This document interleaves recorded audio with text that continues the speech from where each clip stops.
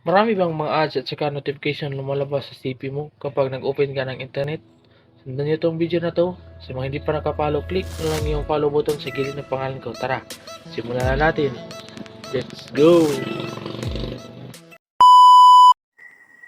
Okay mga master, punta lang po tayo sa ating Google Chrome. Open lang po natin. Pagkatapos, punta po tayo sa ating settings. Yan. Dito sa settings natin, kailangan natin iset para hindi tayo makaka-receive ng mga notification. Unahin natin dito sa notification. Yan, dapat naka-off yan para wala kayong ma-receive ng mga notification galing sa Google Chrome. So sa akin naka-off na yan. So dapat sa inyo naka-off din yan, kagaya yan. So back lang natin at saka punta na naman tayo dito sa site settings.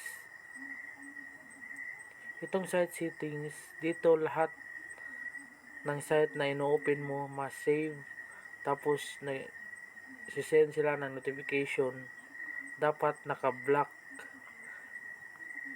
Ito ang lahat ng site na open ko na. So napuntahan ko, dapat lahat ng notification dyan ay naka-off. Dito natin yan makikita, notifications block. Dapat off talaga yan para wala kayong marireceive. Kasi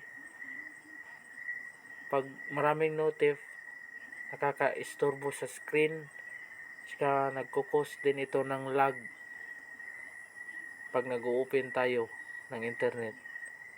So saka dito rin sa ads, dapat off din yan, kagaya niyan, naka-turn off yung ads para walang mga ads na lalabas sa inyong screen. So yun lang ang mga tips na maibibigay ko sa inyo mga master. Sana magaya nyo yung settings ko para walang mga ads at saka notification na lalabas galing sa Google Chrome. So yun lang mga master. Maraming salamat. Sa mga hindi pa nakapollow, please click follow button at share na din ang video na ito. Salamat.